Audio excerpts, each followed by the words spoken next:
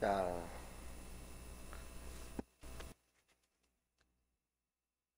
우리 오른손을 들어서 앞뒤 좌우에 있는 분들과 인사하겠습니다. 메리 크리스마스. 시작. 메리 크리스마스.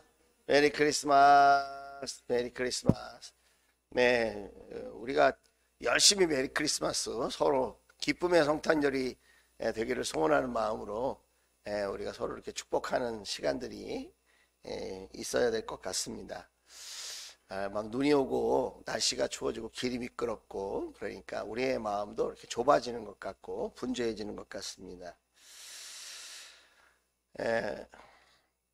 우리 선배 목사님이 저에게 글을 하나 보냈습니다.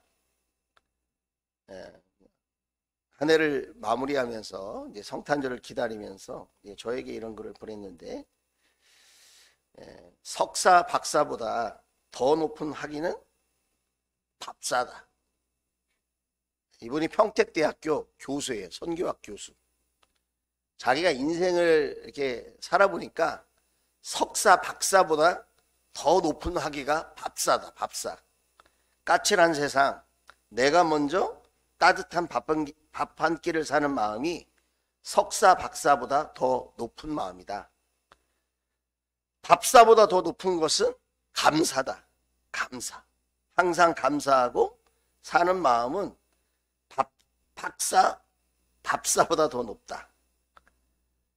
감사보다 더 높은 것이 있는데 그게 뭐냐? 봉사다.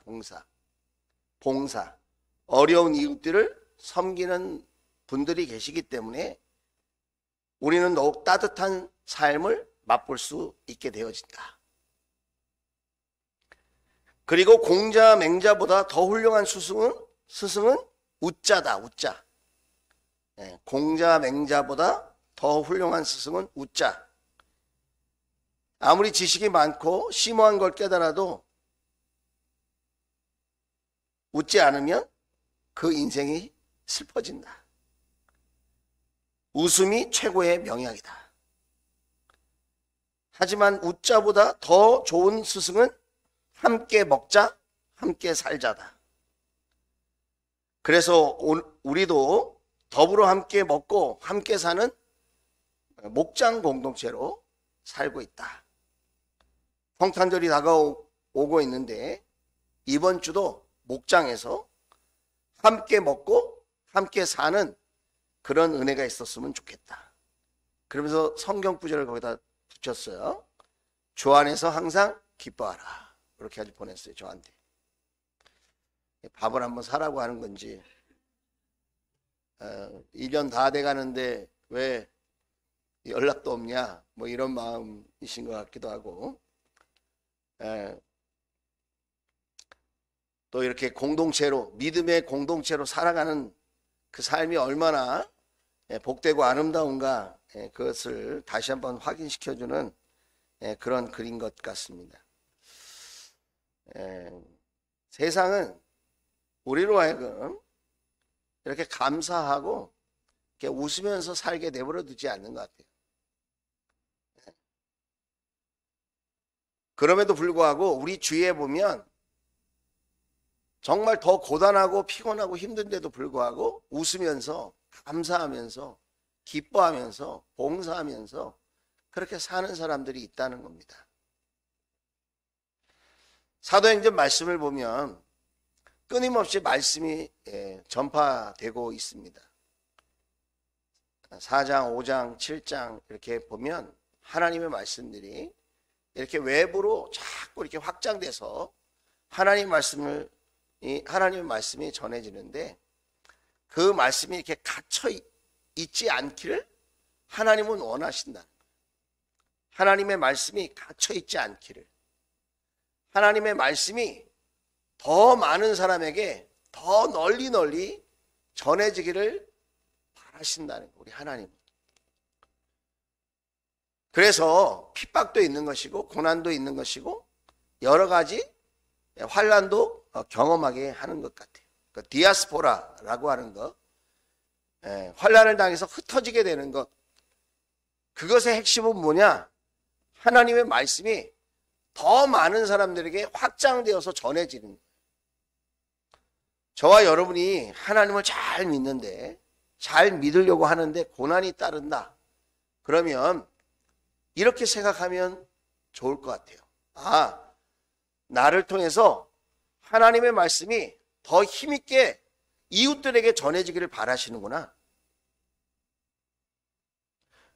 우리 목장에만, 우리 가정에만, 내 안에만 하나님 말씀이 머물러 있는 것이 아니라 그 말씀이 내 주위에 있는 더 많은 사람들에게 전해지기를 우리 하나님 바라셔서 내가 이렇게 말씀대로 살려고 하는데 자꾸 이런 환난과 핍박과 어려움이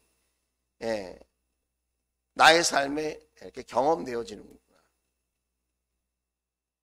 하나님은 우리끼리 은혜 받고 우리끼리 사랑하고 우리끼리 말씀 붙들고 우리끼리 예배하는 것, 그것을 원하지 않으신다. 우리가 예배할 수 있는 사람이 되고 복음을 깨닫는 사람이 되면 그 마음을 가지고 또 다른 이웃들에게 가서 찾아 나서야 된다. 그래서 우리 목장도 우리끼리 좋으면 그때부터 여러 가지 일들이 생기는 것 같아요. 우리끼리 좋은 것, 그것은 기본이고요. 우리끼리 좋으면 그때 또 다른 이웃들에게, 또 다른 VIP에게 복음을 전할 때가 되었구나. 이렇게 생각할 수 있다면 하나님의 마음과 일치된 마음이 아닐까, 그런 생각을 해봅니다. 오늘 성경에 보면 26절에 이렇게 이야기하고 있습니다. 그런데 주님의 천사가 빌립에게 말하였다. 일어나서 남쪽으로 나아가서 예루살렘에서 가사로 내려가는 길로 가거라. 그 길은 광야길이다. 그랬습니다. 자, 지난주 말씀이 여러분 생각나는지 모르겠는데 빌립은 지금 사마리아 성에서 유명 인사가 되었습니다. 사마리아 성에서 복음을 전했습니다. 기적이 일어났습니다. 성령이 임했습니다. 성령의 은사와 열매들이 맺혀졌습니다. 사도들이 다녀갔습니다. 빌립은 사마리아 성에서 할 일이 많이 있었을 겁니다. 거기서 영향력을 발휘하면서 더 멋지게 그렇게 일할 수 있는 모든 환경이 마련되어 있었습니다. 분위기가 좋았다는 거예요. 빌립이 힘있게 복음을 전할 수 있는 모든 조건들이 완벽하게 갖춰져 있었다는 거예요. 그런데 참 안타깝게도 주님의 천사가 빌립에게 말을 합니다. 일어나서 남쪽으로 나아가서 예루살렘에서 가사로 내려가는 길로 가거라. 그 길은 광야길이다. 그렇게 이야기하고 있습니다. 지금 사마리아에서 예루살렘까지가 50km 정도, 그리고 예루살렘에서 가사까지가 80km 정도 됩니다. 그러니까 130km가 되는 거예요. 그러니까 적지 않은 길이에요. 걸어서 가야 하는 그 당시의 상황으로 볼 때 굉장히 먼 길입니다. 빌립은 이렇게 말할 수 있었을 거예요. 아니, 사마리아 성에서도 내가 할 일이 많은데 왜 나에게 이런 말씀을 하십니까? 얼마든지 항변할 수 있었을 거예요.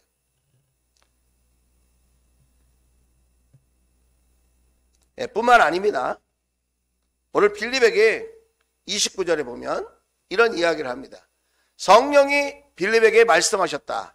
가서 마차에 바짝 다가서라 그랬습니다. 이 마차는 무슨 마차입니까? 이 마차는 이디오피아 나라의 재무장관이 타고 있는 아주 근사하고 화려한 마차였을 거예요.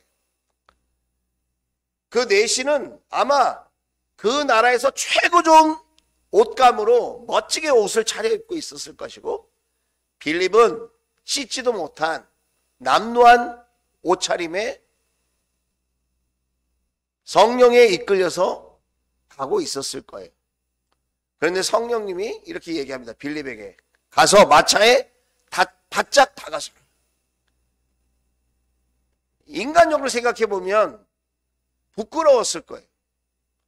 나는 남루한 옷을 입고 씻지도 못해서 냄새가 나는데, 마차에 타고 있는 저 사람은 좋은 옷에 많은 군사들을 이끌고 좋은 마차에 타고 가는데, 내가 이렇게 바짝 다가서 섰다가 면박이나 당하면 어떡하지?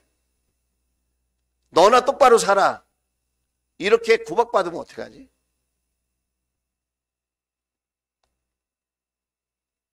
얼마든지 인간적으로 생각할 수 있었을 거라는. 39절에 보면 그들이 물에서 올라오니 주의 영이 빌립을 데리고 갔다. 주의 영이 빌립을 또 다른 곳으로 또 데려갔다. 자, 오늘 이 말씀들을 보면 성령님의 역사는 우리가 생각하는, 이해하는 수준 안에서만 역사하는 분이 아니라는 거예요. 성령님. 성령님은 우리 사람의 이해를 뛰어넘는 놀라운 역사를 지금 빌립에게 요구하고 계시다. 우리가 기도하면서 기억해야 될 것이 있어요. 그게 뭐냐면 성령님의 역사는 나의 수준에 머무르지 않는다. 내가 못한다고 해서 못하는 게 아니고, 내가 안 된다고 해서 안 되는 게 아니라, 성령님은 오늘도 성령님의 길이 있고, 우리는 그 길이 이해가 안 되고 이성적으로, 합리적으로 도저히 그렇게 따르기 어려운 그런 순간에도 우리는 성령님의 역사하심에는 무언가 또 다른 하나님의 뜻이 있다는 사실을 기억할 필요가 있다는 거예요. 빌립은 이렇게 주님의 영, 성령, 주의 천사의 인도하심에 반응할 줄 아는 사람이었다는 거예요. 반응할 줄 아는 사람. 오늘 우리가 신앙생활 하면서 나는 내가 이해가 되는 수준, 요 정도는 내가 할 수 있겠어.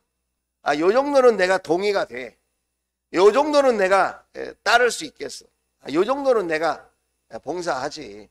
요 정도는 내가 함께 할 수 있겠어. 성령님은 우리의 이성에, 우리의 이해에 갇혀 있는 분이 아니라는.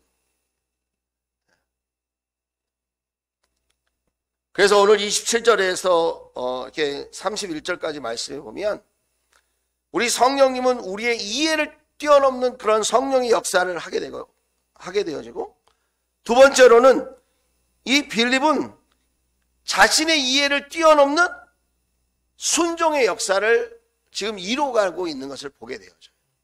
자, 27절에 보면 빌립은 일어나서 가다가 그랬어요. 마침 에디오피아 사람 하나를 만났다. 그런 에디오피아 사람 하나를 만났는데, 그런 에디오피아 여왕 간다게의 고관으로 그 여왕의 모든 재정을 관리하는 넷이었다 그랬어요. 그런 예배하러 예루살렘에 왔다가 그랬어요. 예루살렘에 왔다가. 그러니까 빌립은 성령의 인도하심을 받았을 때 즉시 순종했다. 즉시 순종했다. 네. 오늘 저와 여러분에게 더 많은 하나님의 역사가 경험되지 않는 이유 중에 하나가 뭐냐면, 하나님의 말씀에 대한, 또 성령님의 인도하심에 대한 즉각적인 순종이라는 거예요.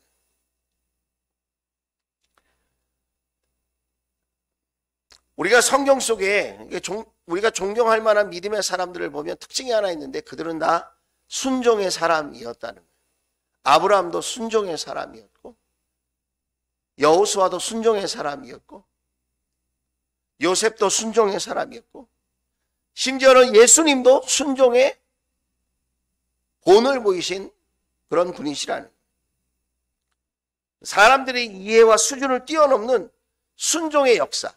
그래서 내가 하나님 말씀에 순종하게 되어지고 성령님의 인도하심에 순종하는 길로 가고 있다면 지금 하나님의 놀라운 역사가 시작되고 있다는 거예요. 한번 따라서 하겠습니다. 순종은 축복의 지름길이다. 네. 그러니까 우리가 신앙생활 하면서 그 순종이 부담스럽고 힘들다 그렇게만 생각할 게 아니라 이 순종의 길이 하나님께서 숨겨놓으신, 하나님께서 우리에게 주시려고 하는 놀라운 축복의 지름길이 된다는 사실을 기억할 필요가 있다는 것입니다. 자, 28절에 보면 돌아가는 길에 마차에 앉아서 예언자 이사야의 글을 읽고 있었다 그랬습니다. 29절에 성령이 빌립에게 말씀하셨다. 가서 마차에 바짝 다가서거라. 30절 빌립이 달려가서 그 사람이 예언자 이사야의 글을 읽는 것을 듣고 지금 읽으시는 것을 이해하십니까? 하고 물었다. 지금 읽으시는 것을 이해하십니까? 이 말이 무슨 말입니까? 예수님에 대해서 이해하고 있느냐 이 말이에요. 예수님에 대한 그 기쁜 소식을 이해하고 있느냐. 아마 이 말씀이 이사야서 53장에 있는 말씀이었다고 생각합니다. 이 재무장관인 이 에티오피아 내시는 그 당시에 이사야의 이 사본을 갖고 있는 사람이에요. 굉장한 특권이죠. 그 당시에 이 성경을 갖고 있다고 하는 것은 대단한 지위를 갖고 있었다는 걸 의미를 하는데, 또 돈이 있다고 해서 이사야의 사본을 쉽게 얻을 수 없는 것인데, 아마 그 당시에 유대교에 심취한 사람이든지 아니면 그에 걸맞는 어떤 영향력을 행사한 그런 사람이어서 이사야의 그 사본을 읽고 있는 그런 지금 상황이었던 것 같아요. 그러니까 지금 읽고 있는데, 지금 이렇게 빌립이 순종하여서 일어난 일이 무엇이냐면 예수님을 전하게 되는 거라는 거예요. 예수님을 전하게 되는. 오늘 32절 말씀을 보면 이렇게 기록되어져 있습니다. 32절 그가 읽던 성경 구절은 이것이었다. 양이 도살장으로 끌려가는 것과 같이 새끼 양이 털 깎는 사람 앞에서 잠잠한 것과 같이 그는 입을 열지 않았다 그랬습니다. 예수님이 지금 이런 모습으로 이사야서에 표현되어 있는 그 내용을 지금 빌립이 이 재무장관인 이디오피아 내시와 지금 함께 그 내용을 읽고 있다는 거예요. 33절에 보니까 그는 굴욕을 당하면서 공평한 재판을 박탈당하였다. 그는 생명이 땅에서 빼앗겼으니 누가 그의 세대를 이야기하랴.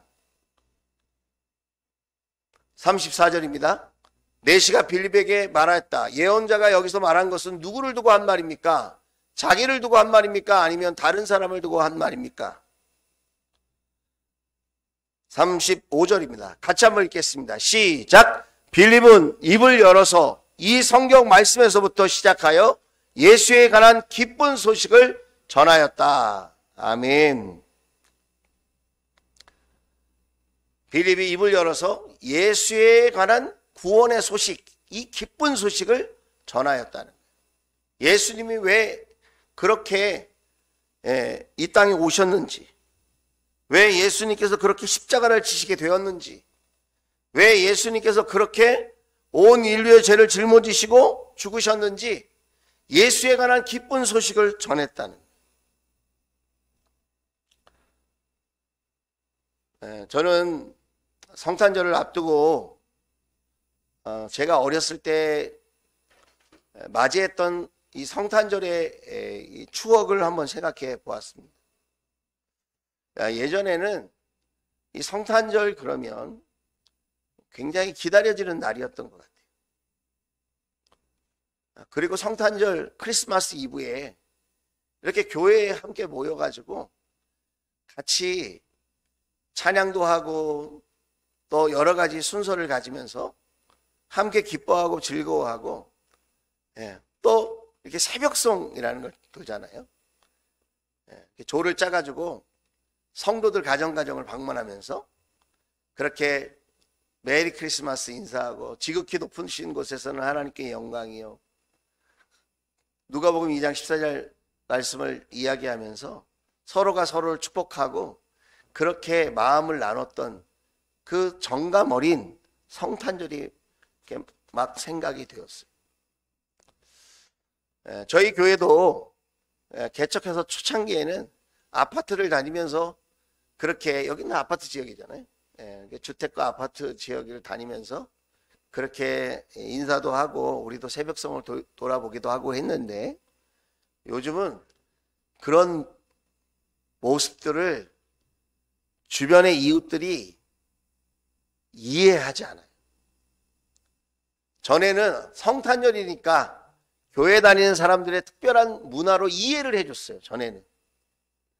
그래서 좀 잠이 수면에 방해가 되고 좀 시끄럽고, 교회 사람들이 왔다 갔다 해도 성탄절 크리스마스 이브니까 이렇게 이해를 해줬는데, 지금은 그런 이해를 하기보다는 이렇게 비난하고 손가락질하는 그런 시절에 우리가 성탄절을 맞이하게 되었다는,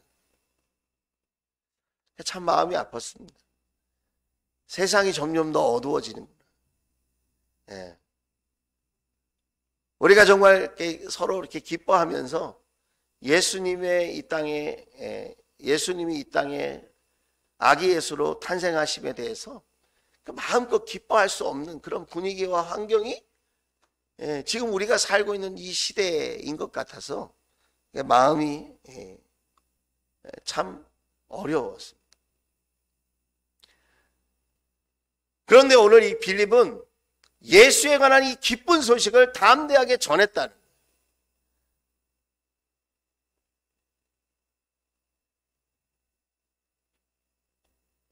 어떤 일이 있었길래 이 빌립은 이렇게 담대하게 이 기쁜 소식을 전할 수 있었을까? 오늘 이 성경 말씀을 자세히 보면 이 내시가 예루살렘 성전에서 예배를 드리고 지금 돌아가고 있는 중이거든요. 여러분, 누가 이 이디오피아 내시의 예배에 관심을 가졌을까요? 아마 이 내시도 아무도 관심을 기울이지 않는다고 생각했을지 몰라요. 내가 이렇게 먼 지역에서, 아프리카 북쪽에 있는 그 지역에서 예루살렘 그 지역까지 이렇게 먼 길을 내가 와서 예배 드리고 가는 이 예배를 누가 기억할까? 누가 알아줄까? 내가 이렇게까지 예배한다고? 누가 인정해 줄까? 예배를 드리고 가는데 마음이 공허했을 거예요. 예배를 드리고 가는데 마음이 답답했을 거예요. 예배를 드리긴 드렸는데 누가 나의 이 예배 드리는 이 마음을 헤아려 인정해 줄까? 그런데 여러분, 누가 알고 계셨어요? 하나님이 알고 계셨어요. 여러분, 오늘 우리가 이렇게 눈이 많이 오는 날 주의 전에 나와서 예배하는 이 모습 누가 알아주겠습니까? 누가 칭찬해 주겠습니까? 누가 잘했다고 박수 쳐주겠습니까? 내가 그렇게 먼 거리를 희생해서 아마 여왕에게 내가 예루살렘에까지 가서 예배드리고 오겠다고 하는 그 말 쉽지 않았을 거예요. 왜냐하면 한 나라의 재무부 장관이니까. 엄청난 희생과 대가를 지불하면서 이 내시는 지금 예배를 드리고 있는 거예요.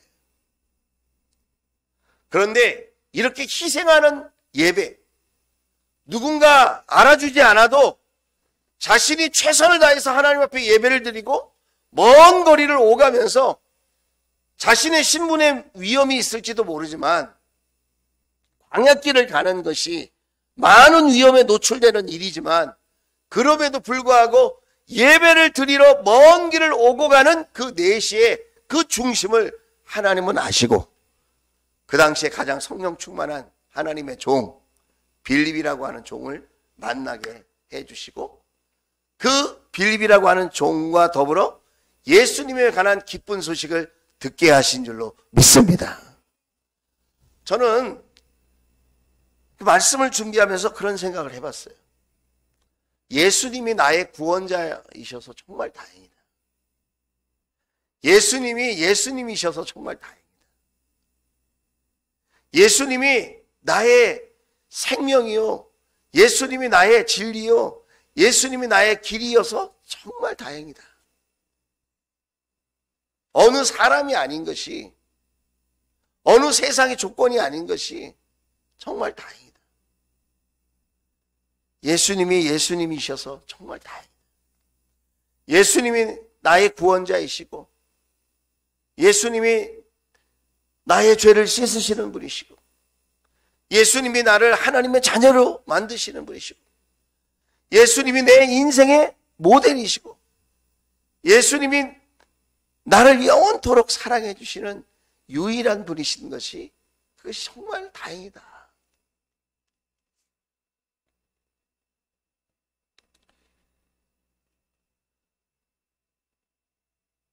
여러분은 예수님을 이해하고 계십니까?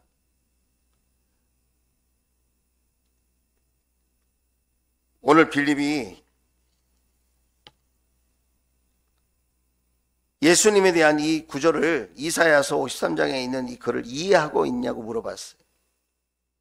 그랬는데 가르쳐주는 사람이 없는데 어떻게 이해를 합니까? 그렇게 이야기를 했는데, 빌립이 설명을 할 때에 예수 그리스도의 그 구원의 기쁜 소식을 이해하게 되었다는 거예요.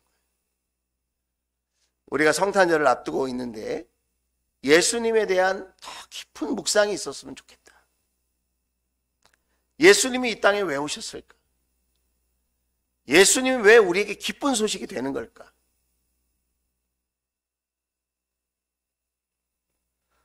오늘 이 예수에 관한 기쁜 소식을 딱 듣고는 38절에 빌립은 마차를 세우게 하고 내시와 함께 물로 내려가서 그에게 침례를 주었다는 거예요. 가다 보니까 물이 있어요. 강가가 있었던 것 같아요. 가서 침례를 준 거예요. 예수님에 대한 기쁜 소식, 그 구원의 소식을 듣고는 예수님을 영접한 거예요. 내시가 나의 영혼의 구원자로, 내 인생의 주인으로 그 이디오피아 내시가 침례를 받은 거예요. 이사야서 11장 11절입니다. 근데 이 일은 우연히 있었던 것이 아니라 이미 이사야서에 예언되어 있었던 말이래요. 자, 같이 한번 읽어봅시다. 시작.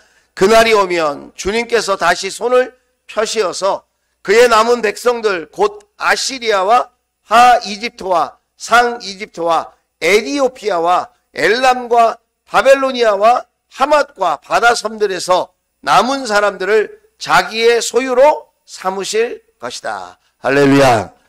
이 사람들 중에 구원받은 하나님의 백성, 하나님의 소유된 사람들이 있을 것이라고 이사야서에 이미 말씀으로 약속해 두었다는 것입니다.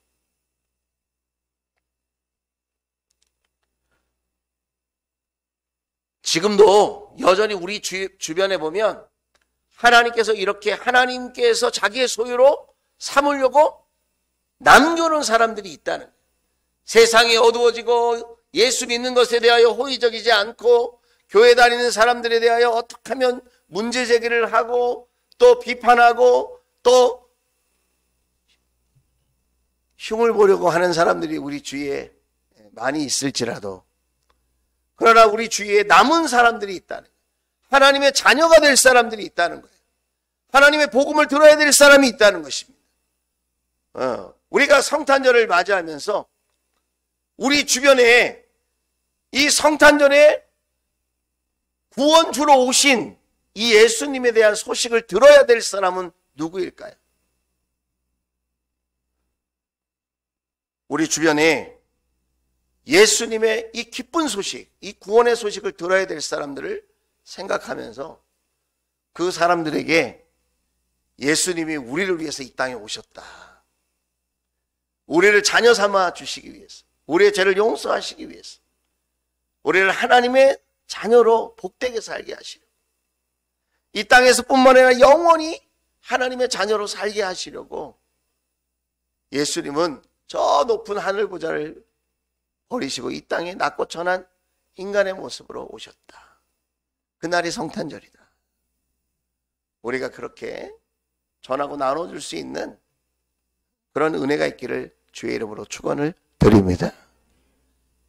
예배하고 돌아가는 이 한 사람, 그 한 사람을 하나님은 기억하시고 그에게 예수 그리스도를 영접할 수 있는 기회를 주시고 아마 그를 통하여 이디오피아에 많은 사람들이 하나님의 자녀들이 되었을 거예요.